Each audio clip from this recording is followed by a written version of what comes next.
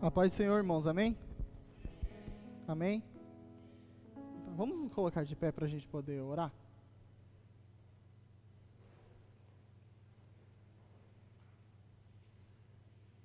Senhor, meu Deus e meu Pai, te agradecemos, Pai, por mais esse dia, Deus, te agradecemos porque o Senhor é um Deus sempre bondoso, o Senhor é um Deus misericordioso, Pai, o Senhor é um Deus que nunca nos deixa só. Agora, no momento de meditação da Tua Palavra, que o Senhor possa falar aos nossos corações, assim como o Senhor falou ao meu coração ontem, Pai, e que nós possamos sair daqui, como a pastora disse no começo do culto, diferente de como nós entramos, Pai. É isso que eu te peço, em nome de Jesus. Amém. Amém? Pode se sentar. Hoje é quinta-feira, dia de culto na sala do Pai. E hoje o pastor pediu para que eu pudesse estar pregando nesse culto.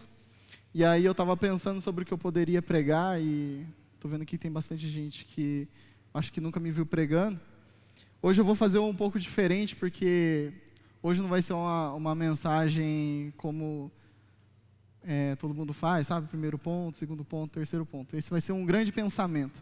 Quem me conhece aí sabe que eu gosto de pensar algumas coisas, e eu vejo um texto e eu começo a viajar naquele texto, sabe? Eu entro e mergulho de cabeça naquele texto e começo a realmente pensar. E algumas semanas atrás eu vi uma postagem no Twitter do rapaz colocando esse versículo que está lá em Lucas capítulo 19, abre lá comigo. Lucas capítulo 19, daqui a pouquinho a gente lê, a partir do versículo 41. Lucas 19, a partir do 41.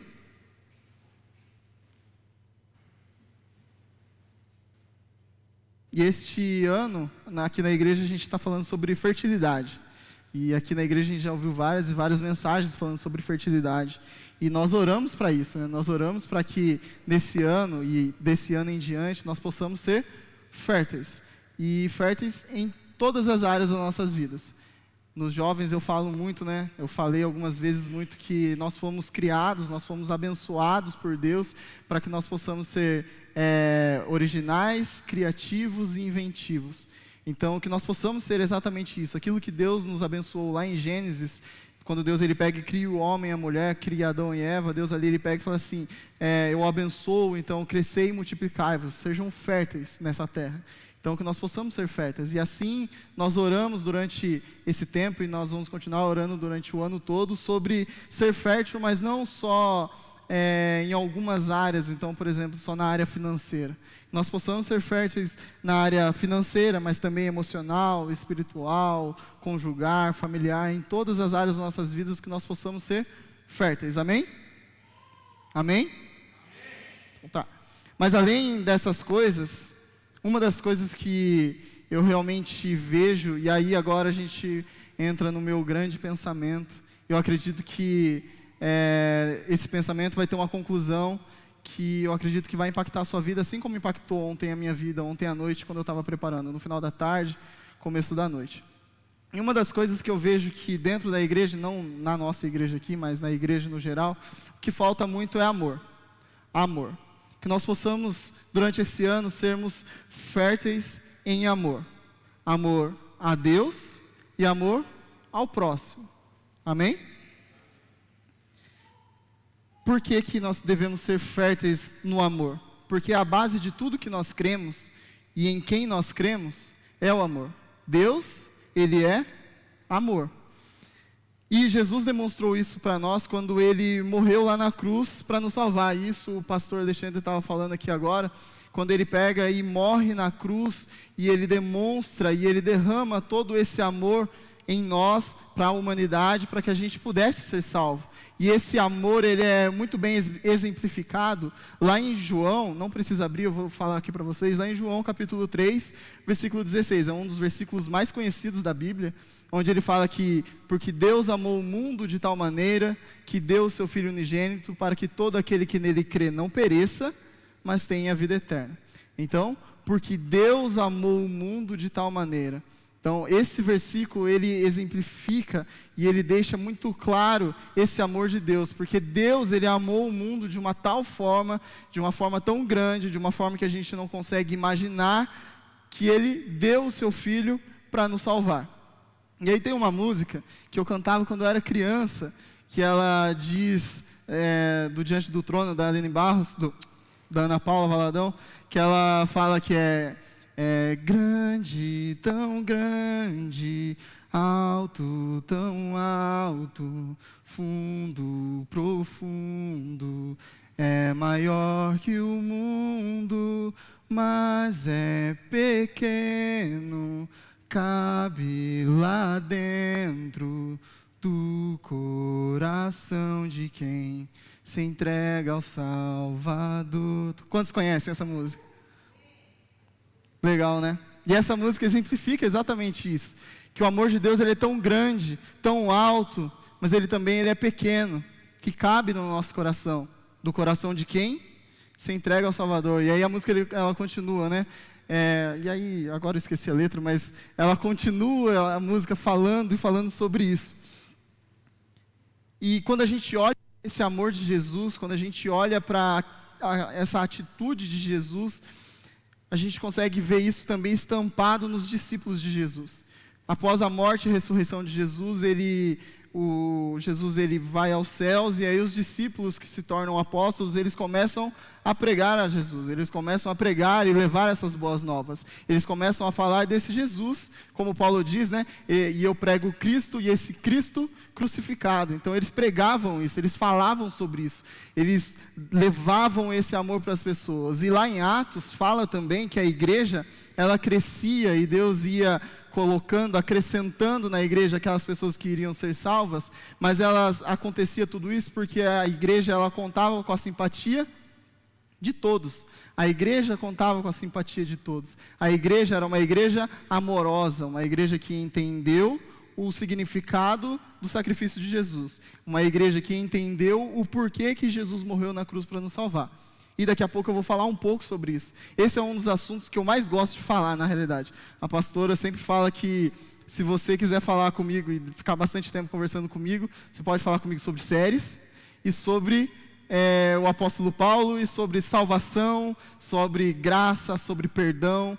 Esse é um assunto que mexe muito comigo. E principalmente quando a gente fala sobre o amor de Jesus. Porque quando a gente fala sobre o amor de Jesus para com a nossa vida, é um amor que não, como eu disse, não dá para a gente compreender, não dá para a gente entender, e é um amor que transforma, é um amor que muda a nossa vida, e é um amor que a gente, como eu já falei várias vezes aqui, a gente não entende, a gente não consegue compreender, mas é um amor que transforma.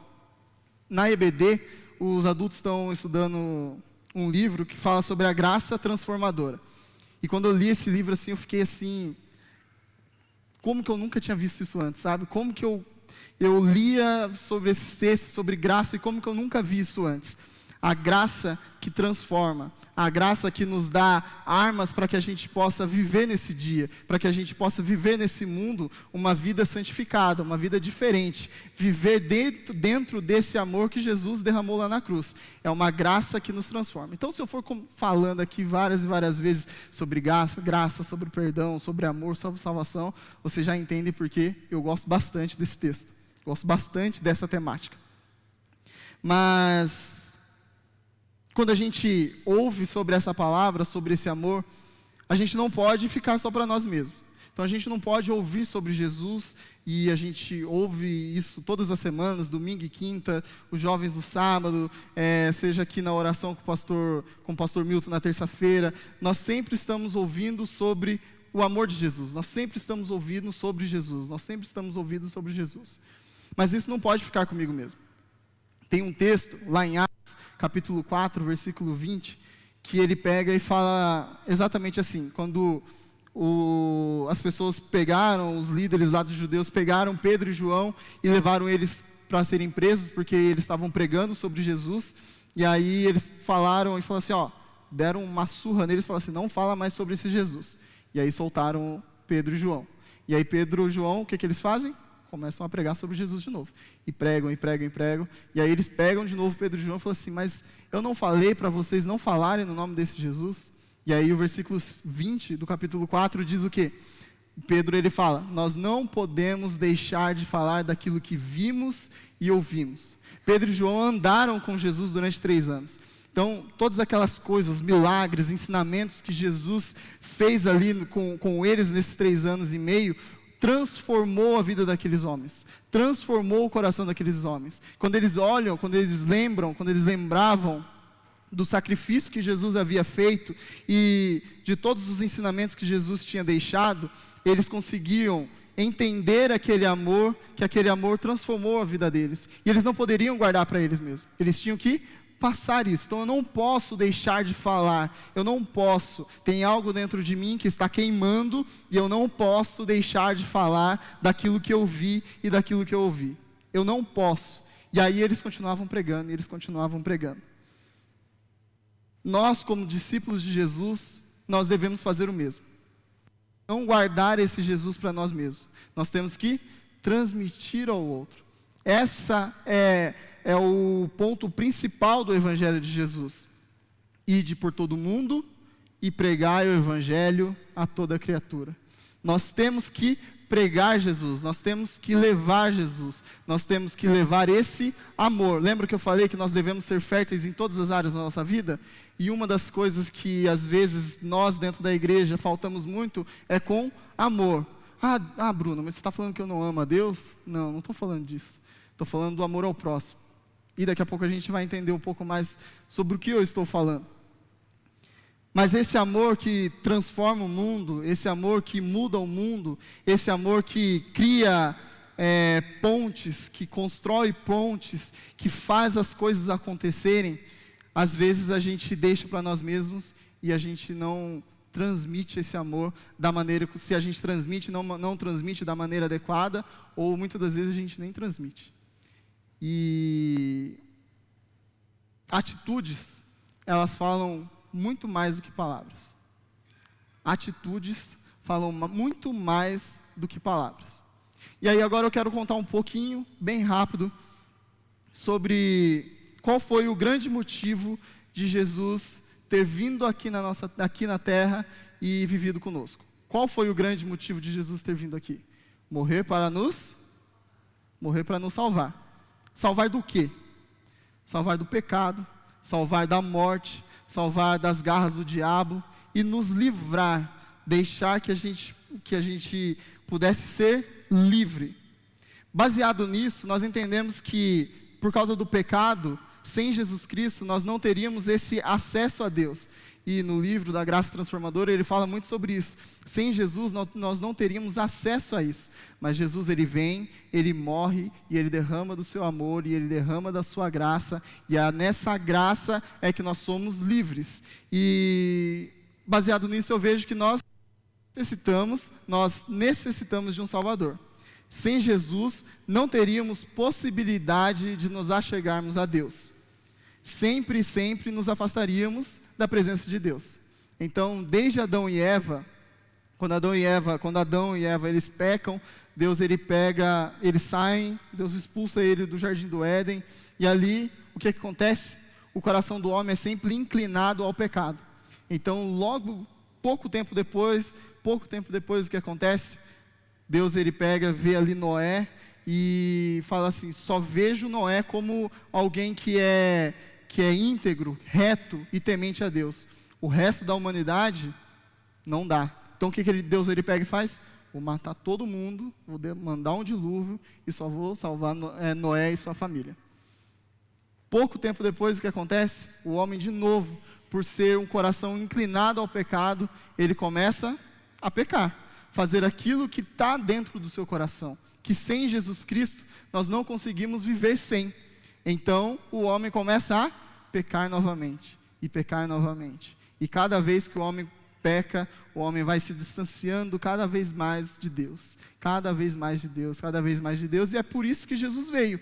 Num momento específico, Deus ele vem para que a gente pudesse ser livre do pecado. Com isso, nós ganhamos uma nova vida. com essa morte e ressurreição de Jesus, Jesus ele nos dando essa liberdade, nós ganhamos uma esperança, uma nova vida que já começa aqui e agora. Não é uma esperança que eu vou viver depois. É uma esperança que já começa aqui e agora. Basta que a gente aceite a Jesus como nosso único e suficiente Salvador. Nele nós, como diz a nossa igreja, nós vivemos, nos movemos e existimos. Nele nós temos novidade de vida. Nele há esperança. Nele há um propósito maior do que nós mesmos. Nele nós podemos passar toda e qualquer situação. Paulo diz em uma das suas cartas que ele aprendeu a viver com muito e com pouco, passando necessidade ou tendo abundância. Nós também podemos viver toda e qualquer situação em Cristo Jesus. Porque é em Cristo Jesus que nós podemos todas as coisas. Como eu disse, sem Ele, nós viveríamos no pecado. Na realidade, nós estávamos mortos no pecado. Mas Jesus, Ele nos vivificou, assim como está escrito também lá em Efésios. Então, nós fomos vivificados em Cristo Jesus. Amém? E aí, vamos ler o versículo 41 de Lucas 19, que ele diz assim: quando Jesus ia chegando a Jerusalém, vendo a cidade, chorou por ela. Quando Jesus ia chegando a Jerusalém, vendo a cidade, chorou por ela. Vamos voltar a falar sobre o amor? Lembra que dentro da igreja, muitas das vezes, falta esse amor ao próximo? Jesus aqui, ele chegando a Jerusalém, vendo a cidade, ele chora por ela. E nós sabemos toda essa história que eu acabei de contar, do porquê que Jesus veio à terra, do porquê que Jesus morreu por nós, o que nós temos com isso, o que nós ganhamos com isso. Agora nós somos herdeiros de Deus, co-herdeiros com Cristo, nós temos uma esperança de viver um dia para todo sempre, nos céus com Ele. Então, com tudo isso, como nós olhamos para o nosso próximo? E aqui eu digo próximo, não o Guilherme, não a Esther, não o Arthur, não vocês, não nós aqui dentro da igreja, mas as pessoas que estão lá fora. As pessoas que não conhecem a esse Jesus que eu acabei de dizer. Não conhecem essa história da redenção que eu acabei de dizer. Nós estamos chegando já na Páscoa, né? No começo de abril agora vai ter a Páscoa. As pessoas não conhecem o verdadeiro significado da morte de Jesus. E como que nós olhamos para essas pessoas? Jesus, ao chegar na cidade de Jerusalém, Jesus, ele começa a chorar. Ele olha para Jerusalém e começa a chorar. Como que é o seu olhar para o mundo? Um olhar julgador? Um olhar de condenação, como se fôssemos melhores do que aqueles que estão lá fora? Muitas das vezes a gente olha, para as pessoas que estão lá fora, não com o olhar de misericórdia, como Jesus olhou para nós. Não com o olhar de amor, como Jesus olhou para nós. Não com o olhar de eu me solidarizo pela sua dor, como Jesus olhou para nós. Muitas das vezes nosso olhar é um olhar mais de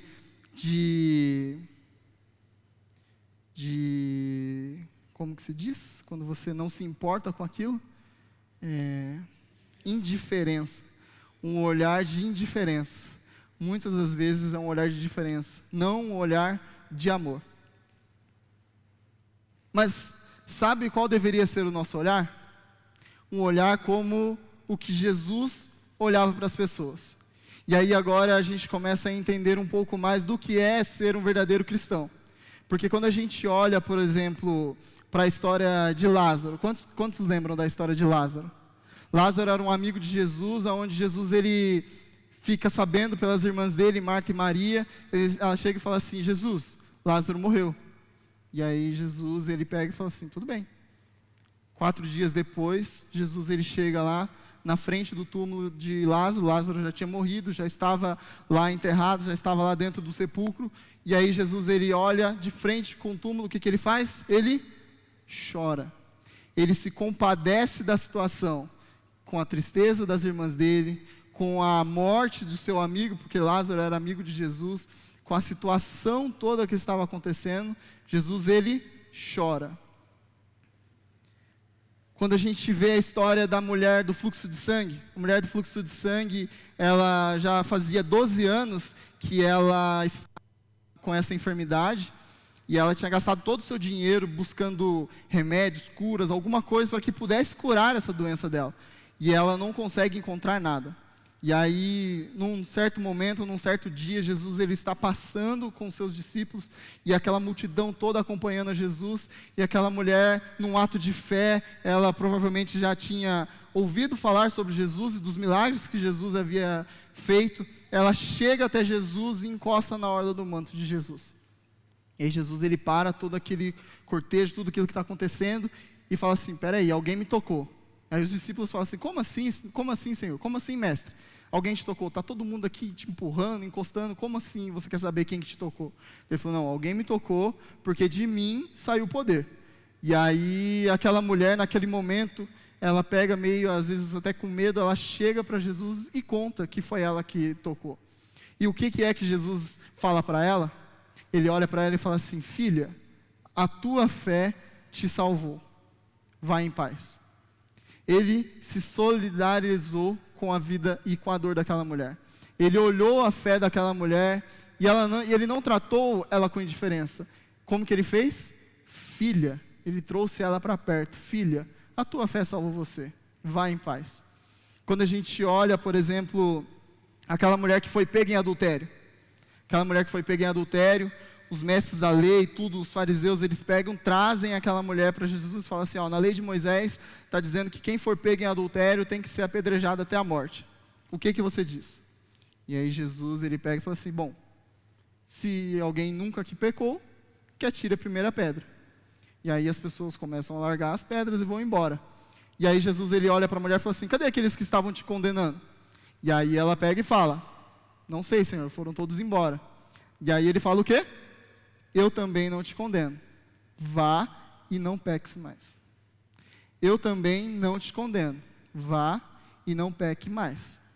Jesus, ele não veio para condenar, Jesus, ele veio para salvar o mundo.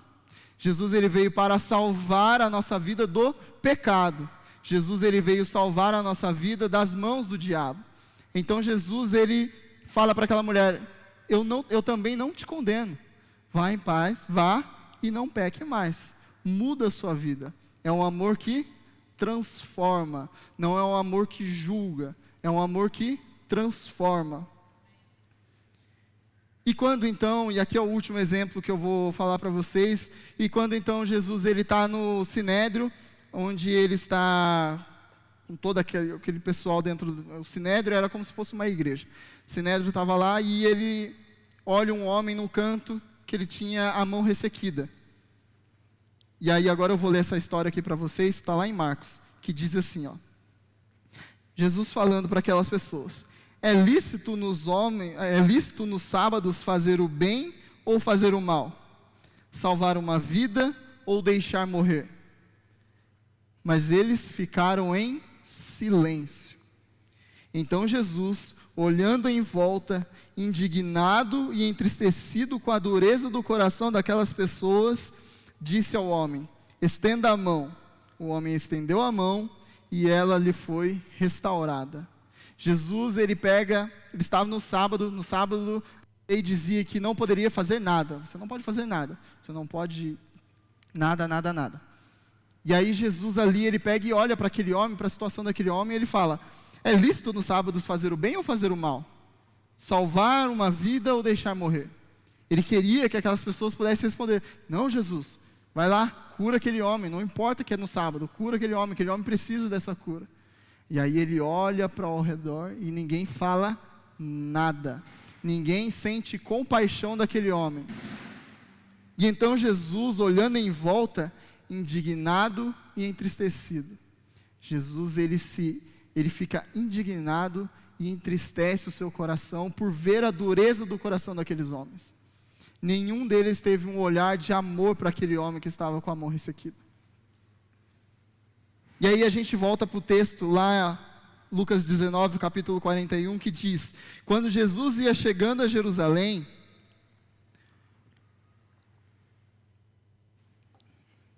vendo a cidade, chorou por ela.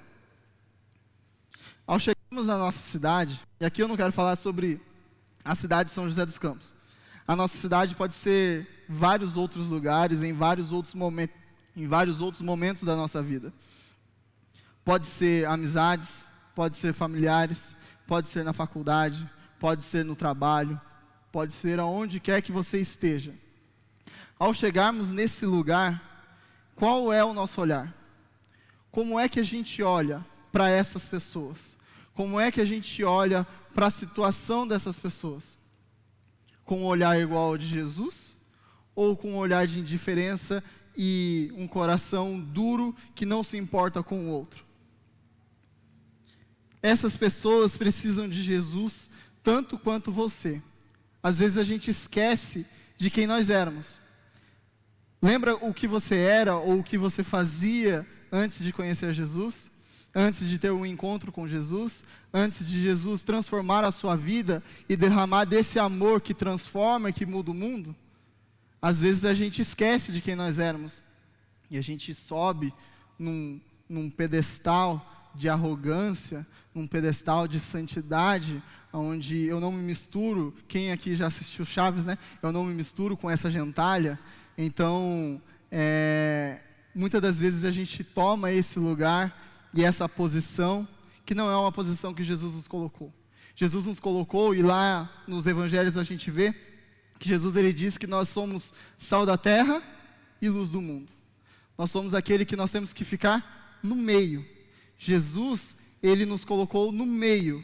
Jesus, quando Jesus estava aqui na terra, ele pega e começa a mandar os seus discípulos, tinha cerca de 70 discípulos, e manda de 2 em 2, vai para as cidades, vão para os vilarejos e vão pregando. Manda esse povo para o meio da rua, vai pregar. Não é para vocês ficarem aqui juntos, dentro da igreja, entre 4 paredes. Vai para o mundo e vai pregar. Vocês são sal da terra e luz do mundo. Mas às vezes a gente esquece disso e a gente sobe nesse pedestal de arrogância, de santidade, e de indiferença com as outras pessoas. Como eu disse no começo, atitudes falam muito mais do que palavras. A igreja em Atos crescia porque contava com a simpatia de todos. Todos entendiam que o mundo precisava desse amor que nos transformou, e se esse amor te transformou, você não pode mais ter um coração tão duro que não há compaixão por essas almas perdidas. Jesus, ao chegar na cidade de Jerusalém, sabe o porquê que ele chora? Sabe qual é o motivo que Jesus chora? Versículo 42, ele diz: "Ah, se você soubesse ainda hoje o que é preciso para conseguir paz, mas isso está agora oculto dos seus olhos." Sabe o porquê que Jesus, ele chora ao chegar na entrada de Jerusalém? Porque ele consegue chorar de compaixão por aquelas pessoas. Nesse capítulo 19, nós estamos chegando já no final do Evangelho de Lucas. E aqui ele já está chegando no momento onde ele iria se entregar, onde ele iria morrer, onde ele iria ser crucificado e ali poder nos salvar com o seu sangue. Jesus já sabia que esse momento estava chegando. É por isso que ele chega na entrada de Jerusalém e começa a chorar. Porque ele já sabe, e ele já sabia, qual é o destino das pessoas que não o reconhecerem como seu único e suficiente Salvador. Nós aqui na igreja, como eu disse, a gente ouve muito sobre Jesus, fala muito sobre Jesus, fala Jesus, Jesus, Jesus eu te amo, Jesus eu te amo. E aí nós somos salvos, Jesus ele nos salva, e às vezes não, e nós nos esquecemos que nós estamos salvos, mas muitas pessoas lá fora ainda precisam ouvir da palavra de Jesus, para que elas também possam ser salvas, porque se elas não conhecerem a Jesus, elas não vão ser salvas. Esse é o destino delas. Jesus ele chora por aquela cidade porque ele ama, ele derrama amor por aquelas pessoas, e nos falta isso. Nos falta amor por essas almas que estão perdidas. Nos falta amor por essas pessoas que não conhecem a Jesus. Este texto, ele fala muito e nos ensina muito sobre o amor. Versículo 42, eu quero ler de novo, ele diz assim: ah, se você soubesse, ainda hoje, o que é preciso para conseguir paz. Tenta ler esse versículo com um ar de tristeza, com um ar de pesar no coração. Jesus, ele fala: ah, se você soubesse, ainda hoje, o que é preciso para ser salvo. Olha essa exclamação de Jesus: ah, se você soubesse. E aqui é Jesus falando para aquela cidade. Agora imagina Jesus falando para mim, Bruno. Fala assim: ah, Bruno, se aquelas pessoas no cartório, se aquelas pessoas na rua, se aquelas pessoas que te conhecem soubessem que eu sou aquele que pode salvar a vida dela dos pecados. Ah, Bruno, se aquelas pessoas soubessem que ainda hoje o que é preciso para ser salvo. Ah, Bruno, se aquelas pessoas ainda hoje soubessem o que é ser amado de verdade. Porque as pessoas não conhecem o que é o amor. Nós conhecemos o que é o amor, porque Deus é amor, amém? Nós recebemos desse amor de Jesus lá na cruz. E é por isso que nós conhecemos o amor. Mas as pessoas lá fora não conhecem. Mas se eles soubessem o que é o amor de verdade, o que é ser amado de verdade. Ah, se eles soubessem ainda hoje o que é ser livre de verdade. Porque as pessoas acham que eles são livres, mas eles não são livres. Nós somos livres porque nós conseguimos dizer não ao pecado. Eles estão presos no pecado. Eles acham que aquilo é liberdade, mas nós somos livres, porque Jesus nos libertou, amém? Ah, se o mundo soubesse, ainda hoje, a novidade de vida que eles só vão alcançar se estiverem em mim. Mas sabe quem que deve fazer isso? Sabe quem deve fazer esse papel? Sou eu, Bruno, como eu me coloquei aqui, mas é cada um de vocês que estão aqui. Imagina Jesus, ele falando assim: ah, Guilherme, ah, Esther, imagina, se eles soubessem, ainda hoje, o que é preciso para ser salvo. Eles só vão saber, e o apóstolo Paulo fala que a salvação vem através de pregar a palavra, de ouvir a palavra. A salvação vem através disso. E para ouvir, alguém tem que pregar. Nós somos esses pregadores. Nós somos essas pessoas que têm que levar essas boas novas. Ah, se ele soubesse. Ah, se o mundo soubesse. E eu poderia repetir isso a noite toda. Mas os nossos olhares, muitas das vezes, são olhares de acusação e não de amor. Não choramos ou intercedemos como Abraão fez quando soube que Deus iria destruir Sodoma e Gomorra. Quantos conhecem essa história de Sodoma e Gomorra? Quando Deus ele chega para Abraão e fala assim: Abraão, eu vou destruir aquela cidade, porque tem muito pecado ali e eu vou destruir aquela cidade. E aí Abraão ele pega e fala assim: Deus, mas e se tiver tantas pessoas ali, o Senhor iria destruir essa cidade? Ele falou assim: se tivesse tudo isso eu não destruiria, mas não tem. Deus, e se tivesse tanto? E ele vai colocando a quantidade, e ele está intercedendo por aquelas pessoas que ele nunca viu.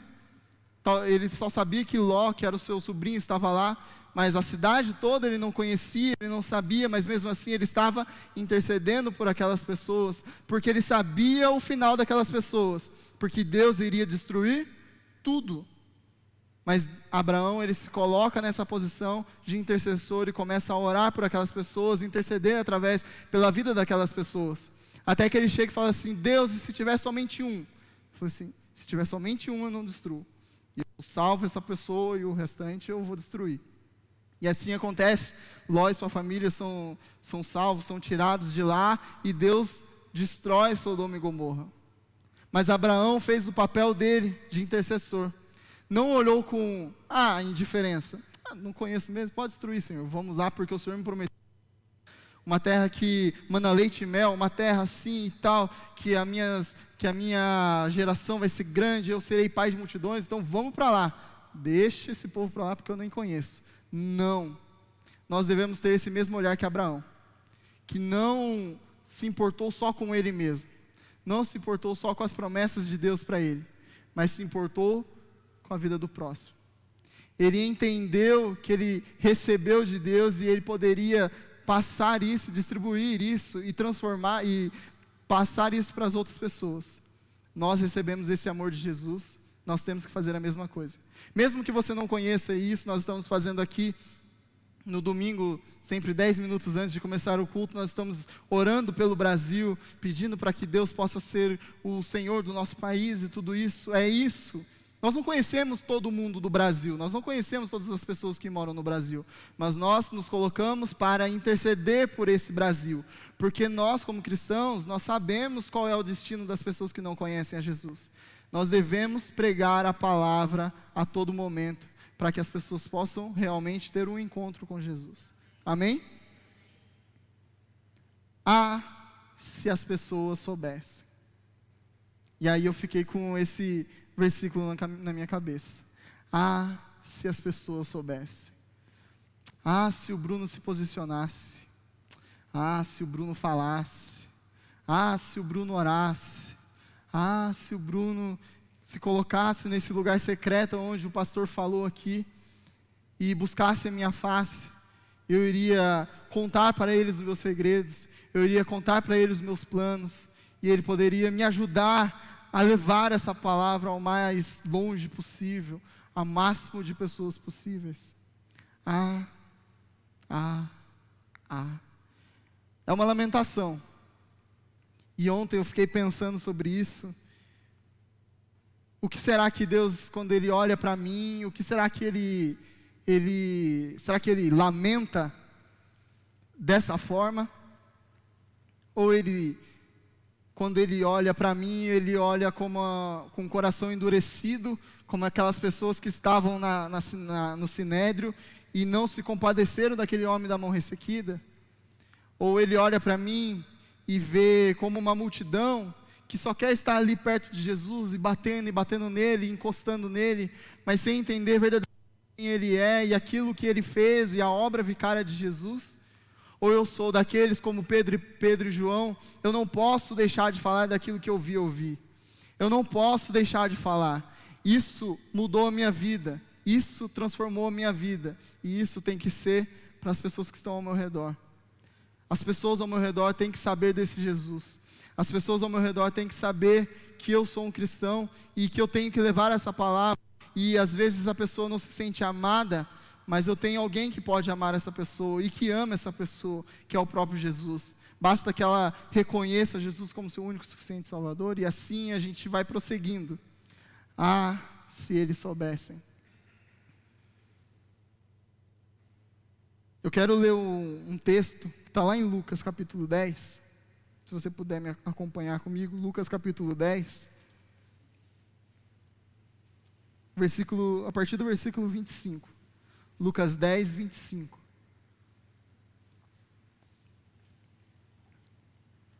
Diz assim: eis que certo homem, intérprete da lei, se levantou com o objetivo de pôr Jesus à prova e lhe perguntou: mestre, que farei para herdar a vida eterna? Então Jesus lhe perguntou: o que está escrito na lei? Como você a entende? A isto ele respondeu: ame o Senhor seu Deus de todo o seu coração, de toda a sua alma, com todas as suas forças e todo o seu entendimento. E ame o seu próximo como você ama a si mesmo. Então Jesus lhe disse: você respondeu corretamente, faça isso e você viverá. Mas ele, querendo justificar-se, perguntou a Jesus: quem é o meu próximo? Jesus prosseguiu dizendo: um homem descia de Jerusalém para Jericó e caiu nas mãos de alguns ladrões. Estes, depois de lhe tirar a roupa e lhe causar muitos ferimentos, retiraram-se, deixando-o semi-morto. Por casualidade, um sacerdote estava descendo por aquele mesmo caminho, e vendo aquele homem, passou de largo, passou longe. De igual modo, um levita descia por aquele lugar, e vendo-o, passou de largo. Certo samaritano que seguia o seu caminho passou perto do homem e, vendo-o, compadeceu-se dele.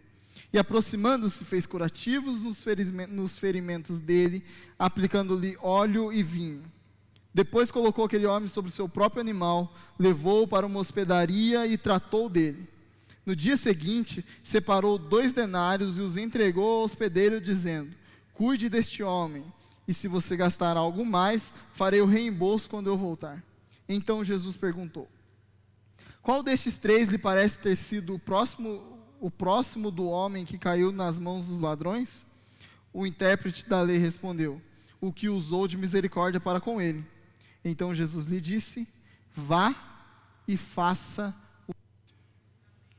Se você quer transmitir esse amor para as outras pessoas, vá e faça o mesmo, o que esse bom samaritano fez.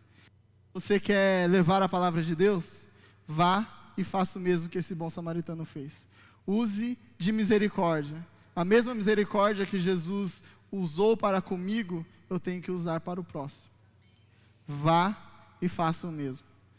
E ontem eu estava terminando, eu li esse último versículo, vá e faça o mesmo. Entendi que para que a gente possa ser fértil em amor, nós devemos ir e fazer o mesmo. O mesmo de quem? Do bom samaritano? Não, o mesmo de Jesus. Com o olhar de Jesus, uma vez eu preguei aqui, do jeito de Jesus, no caminho de Jesus, as coisas fluem muito melhor, porque é do jeito certo, é o jeito que Jesus nos ensinou. Então vá e faça o mesmo. Igual a mim? Não. Igual ao pastor ou a pastora? Não. Igual a Jesus. Se você seguir os passos de Jesus, com certeza você vai levar esse amor para as outras pessoas. Amém? Amém. Pastor?